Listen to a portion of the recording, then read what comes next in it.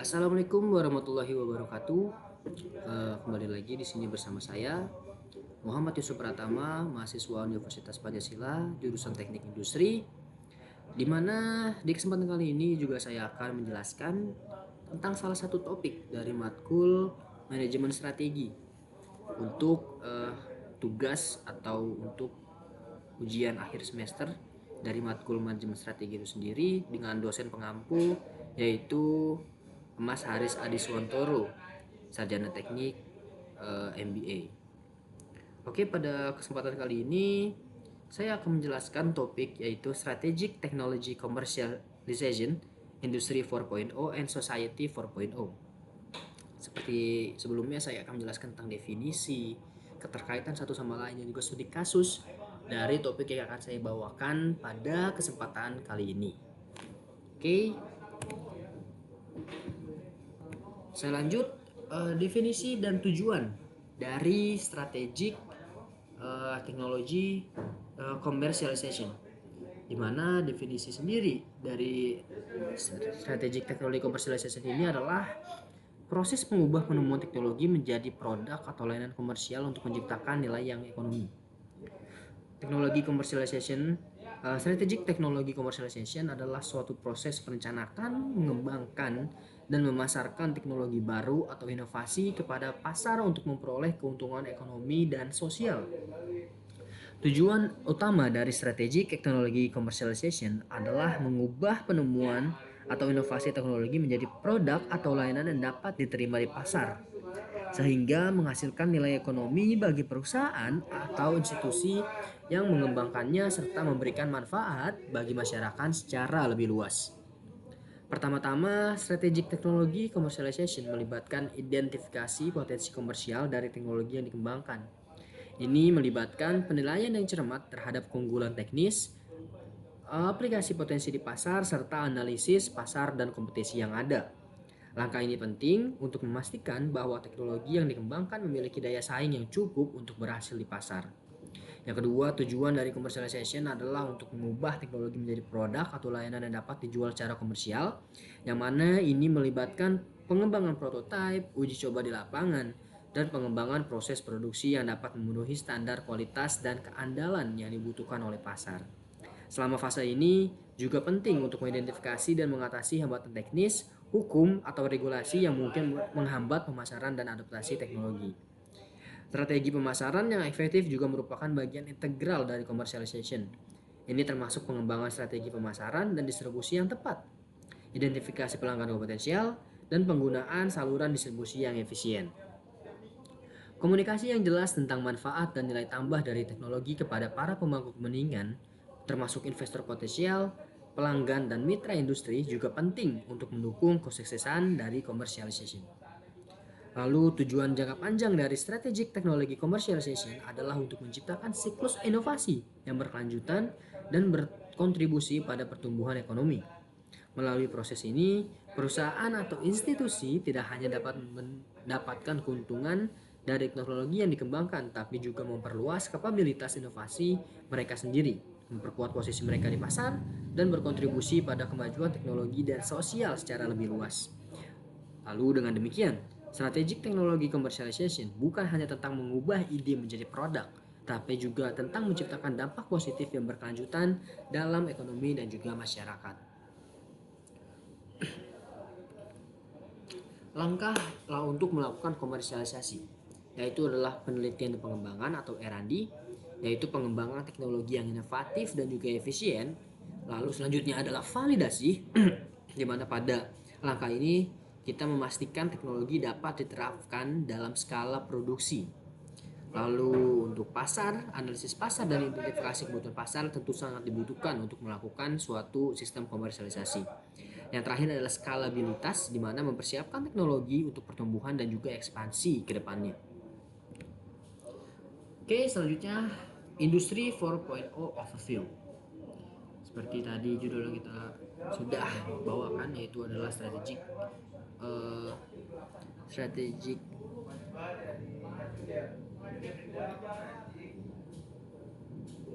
teknologi commercialization di industri 4.0 maupun society 5.0, kita akan menjelaskan sedikit tentang industri 4.0-nya terlebih dahulu.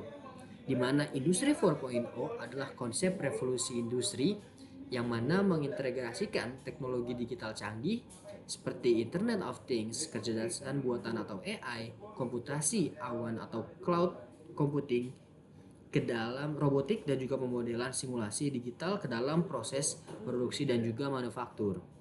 Tujuan utama dari industri 4.0 adalah menciptakan pabrik-pabrik cerdas yang lebih efisien, lebih fleksibel, dan juga lebih adaptif. Ini dilakukan dengan memanfaatkan konektivitas yang lebih baik antara mesin, sistem, analisis data real time untuk pengambilan keputusan yang lebih cepat dan tepat, serta otomatisasi proses produksi yang lebih besar untuk meningkatkan produktivitas dan kualitas. Industri 4.0 bertujuan untuk mengubah landscape industri global dengan memperkenalkan sistem produksi yang lebih adaptif dan responsif terhadap permintaan pasar yang berubah-ubah. Dengan menggunakan teknologi IoT, mesin dan peralatan pabrik dapat saling berkomunikasi dan berkoordinasi secara mandiri, memungkinkan produksi yang lebih efisien dan minim biaya. Contoh konkretnya adalah implementasi sensor-sensor yang memonitor kondisi mesin secara real time, sehingga perusahaan dapat melakukan perawatan preventif atau prediktif untuk menghindari gangguan produksi yang tidak terduga. Industri 4.0 juga bertujuan untuk memanfaatkan data yang dihasilkan selama proses produksi untuk meningkatkan kecerdasan operasional. Dengan analisis data yang kuat dari IoT dan sistem AI, perusahaan dapat mengoptimalkan rantai pasokan, merencanakan produksi dengan lebih baik berdasarkan permintaan pasar aktual, dan bahkan menciptakan produk-produk yang lebih disesuaikan dengan keinginan. Hal ini membuka peluang baru untuk personalisasi massal dan diferensiasi produk yang bisa menjadi keunggulan kompetitif signifikan di pasar yang semakin global dan kompetitif. Tentu saja yang terakhir, industri 4.0 juga berupaya untuk meningkatkan interaksi antara manusia dan teknologi di lingkungan kerja. Robotik kolaboratif dan sistem cyber fisik memungkinkan manusia bekerja bersama dengan mesin-mesin pintar dalam lingkungan kerja yang aman dan efisien. Sementara otomatisasi peningkatan efisiensi proses produksi prakerja manusia dan dapat fokus pada tugas-tugas yang lebih kompleks dan kreatif, seperti pengambilan keputusan strategis, inovasi produk, dan manajemen operasional yang lebih canggih. Dengan demikian, industri 4.0 tidak hanya merubah secara produksi, tapi juga cara kerja dan interaksi di seluruh rantai nilai industri. Dampak industri 4.0 ternyata pertama adalah efisiensi operasional, yaitu berdampak pada pengurangan biaya produksi dan juga waktu siklus dari sistem produksi. Lalu konektivitas, di mana tentu saja dengan adanya industri 4.0 ini, integrasi rantai pasokan dapat menjadi lebih baik. Integrasi antara satu sama lain di rantai pasok menjadi lebih terkonektiviti. Personalisasi, yaitu produksi dan layanan yang lebih disesuaikan dengan kebutuhan pelanggan. Oke, selanjutnya adalah sedikit penjelasan tentang Society 4.0, di mana 4.0 atau Society 4.0 ini adalah konsep yang diusulkan oleh pemerintah Jepang sebagai visi untuk masa depan masyarakat berbasis pada integrasi teknologi canggih dengan kehidupan sehari-hari. Dengan fokus utama pada kesejahteraan manusia dan peningkatan kualitas hidup, tujuan utama dari Society 4.0 adalah menciptakan masyarakat yang lebih inklusif, berkelanjutan, dan berorientasi pada manusia dengan memanfaatkan potensi teknologi kecerdasan buatan AI, Internet of Things atau IoT, Big Data, dan teknologi digital lainnya. Society 4.0 bertujuan untuk menyelesaikan tantangan sosial dan lingkungan yang kompleks dengan memanfaatkan inovasi teknologi, yaitu penerapan IoT dan Big Data dalam infrastruktur perkotaan. Masyarakat dapat mengurangi emisi karbon, mengoptimalkan penggunaan energi, dan meningkatkan kualitas udara, sehingga mendukung tujuan keberlanjutan dan perlindungan lingkungan. Lalu selanjutnya juga, Society 4.0 berupaya untuk menciptakan masyarakat yang lebih inklusif dengan memperkuat connectivity dan aksesibilitas teknologi bagi semua lapisan di masyarakat. Tentu saja ini mencakup pengembangan layanan kesehatan yang lebih personal dan efisien melalui telemedicine dan perawatan kesehatan digital, serta penyediaan pendidikan yang lebih inklusif dan akses ke sumber daya pendidikan melalui platform digital. Yang terakhir, Society 4.0 mengejar tujuan untuk meningkatkan kualitas hidup individu dan kesejahteraan secara keseluruhan. Dengan memanfaatkan teknologi AI untuk meningkatkan efisiensi produksi dan otomatisasi proses, masyarakat dapat menikmati manfaat dari pekerjaan yang lebih bermakna, waktu luang yang lebih banyak, dan layanan publik yang lebih efisien. Dan begitu, Society 4.0 tidak hanya merubah cara masyarakat berinteraksi dengan teknologi, tetapi juga merancang ulang sistem sosial dan ekonomi untuk memastikan keberlanjutan dan kesejahteraan jangka panjang bagi seluruh populasi.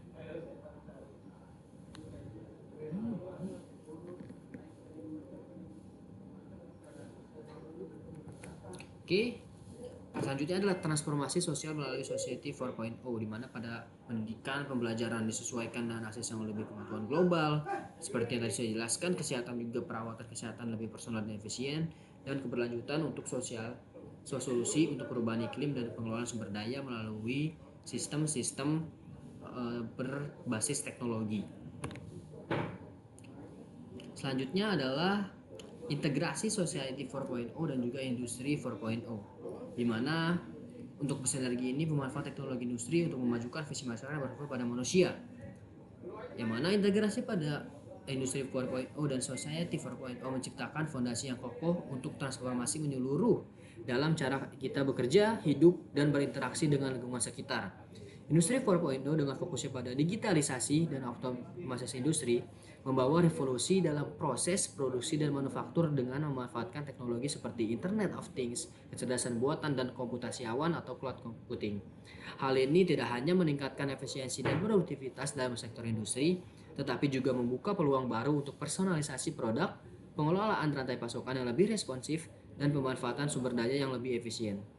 Sementara itu, Society 4.0 menempatkan manusia sebagai fokus utama dalam pemanfaatan teknologi untuk meningkatkan kualitas hidup dan kesejahteraan sosial.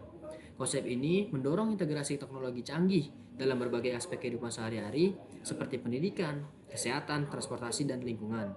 Misalnya dengan memadukan data dari IoT untuk mengoptimalkan sistem transportasi publik, Society 4.0 dapat meningkatkan mobilitas dan mengurangi kemacetan sambil menjaga lingkungan tetap bersih dan berkelanjutan. Integrasi 4.0, Industri 4.0 dan Society 4.0 menghasilkan sinergi yang kuat antara efisiensi ekonomi dan kesejahteraan sosial. Industri 4.0 memberikan fondasi teknologis yang dibutuhkan untuk menggerakkan Society 4.0, sementara Society 4.0 memberikan arah moral dan sosial dalam pengembangan dan penerapan teknologi. Dengan cara ini, kita dapat mencapai visi masyarakat yang lebih inklusif, berkelanjutan, dan berorientasi pada manusia, di mana teknologi berperan sebagai alat untuk meningkatkan kualitas hidup semua orang, memperkuat konektivitas sosial, dan mengatasi tantangan-tantangan kompleks yang dihadapi oleh masyarakat modern. Untuk studi kasus dari topik kali ini, saya akan mengambil studi kasus dari Fukushima Innovation Cost Framework.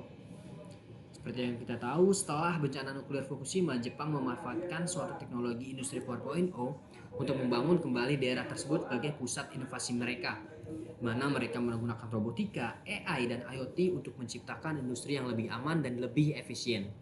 Implementasi teknologi ini tidak hanya di sektor industri, tapi juga di masyarakat umum, misalnya dengan membangun rumah pintar yang tahan bencana dan efisien energi.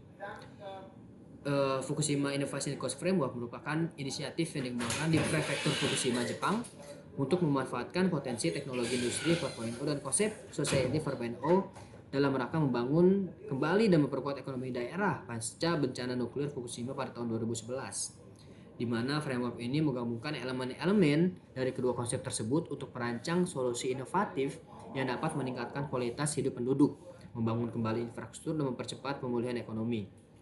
Industri 4.0 dalam konteks Fukushima Innovation Cost Framework diimplementasikan untuk meningkatkan sektor industri dan manufaktur di wilayah tersebut.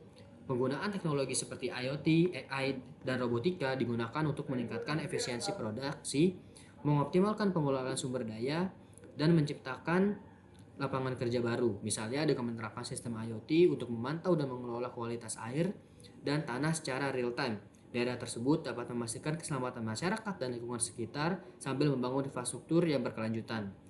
Society 4.0, Society 5.0 juga menjadi bagian integral dari Fukushima Innovation Cost Framework dengan fokus pada kesejahteraan sosial dan inklusif. Konsep ini memandang teknologi sebagai alat untuk meningkatkan kualitas hidup masyarakat melalui layanan kesehatan yang inovatif, pendidikan lebih terjangkau dan berkualitas, serta transportasi yang ramah lingkungan dan efisien.